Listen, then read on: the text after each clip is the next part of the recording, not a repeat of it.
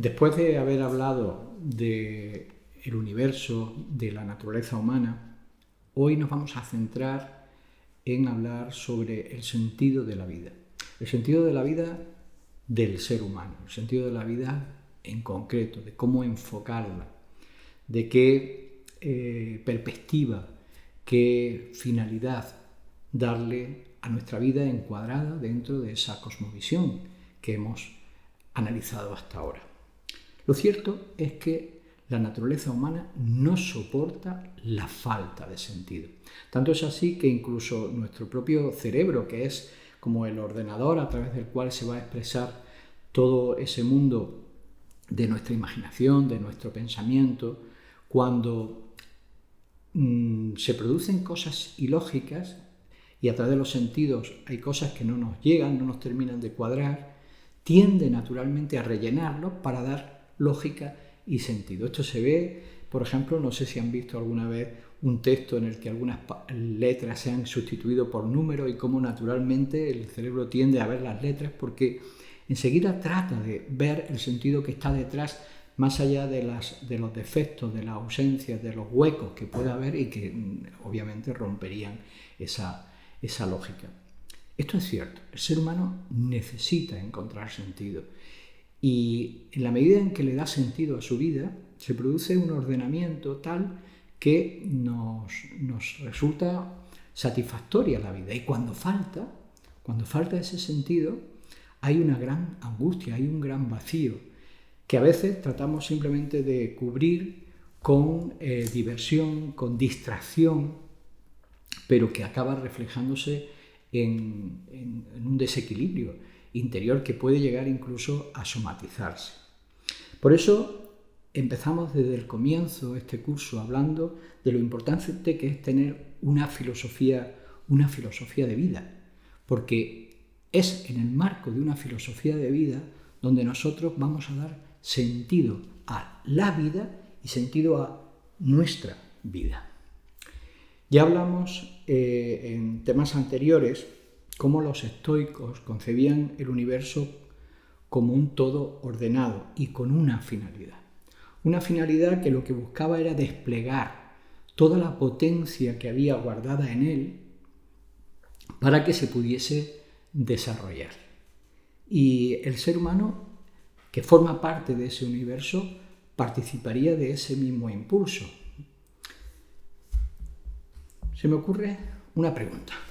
Me la he traído, además he ido expresamente a una frutería por ella porque quería mostrar este sencillo ejemplo. ¿Esto qué es? Es una nuez. Todos diríamos que es una nuez. Pero pocos verían en esta nuez, que es una semilla, un nogal. Sin embargo, aquí hay un nogal. La mente, tal y como la tenemos ahora mismo estructurada, nos llevaría a pensar que el crecimiento de esto, su crecimiento, salvo que supiésemos, como sabemos todos, cómo funciona la naturaleza, pero si jamás hubiéramos visto cómo se desarrolla una semilla, pensaríamos que el crecimiento de esto, es decir, la medida en que crece, en el futuro lo que tendríamos era una semilla muy grande, una nuez muy grande, cada vez más grande y más grande y más grande, porque en el tiempo solemos proyectar las cosas simplemente en un desarrollo cuantitativo. Sin embargo, en esta sencilla, humilde, pequeña semilla, pequeña nuez, hay un árbol, hay un nogal.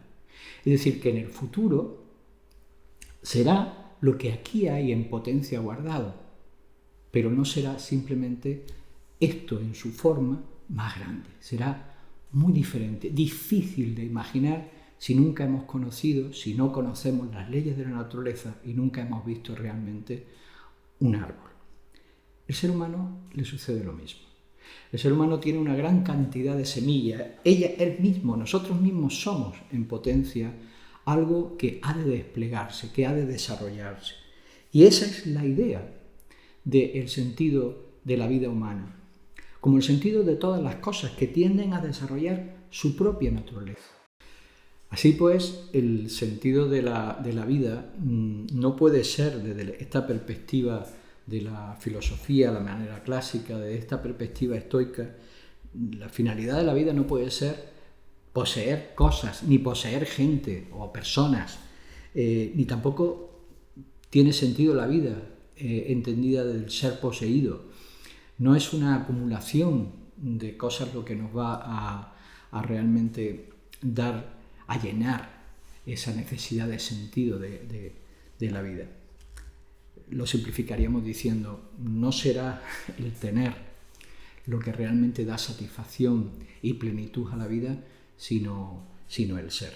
Lo que pasa es que muchas veces ese vacío tratamos de llenarlo justamente con cosas externas, porque pensamos que es esa conquista del mundo desde nuestra naturaleza hacia afuera, es decir, el mundo que nos rodea, esa conquista del mundo o de las personas, porque muchas veces la intención de la vida se expresa en mucha gente como un tener poder sobre los demás, ¿no? Cuando realmente la finalidad para los estoicos en la vida estaría más en poder llegar a desarrollar ese poder hacia adentro, en nosotros mismos, y no tanto en tener, sino en ser.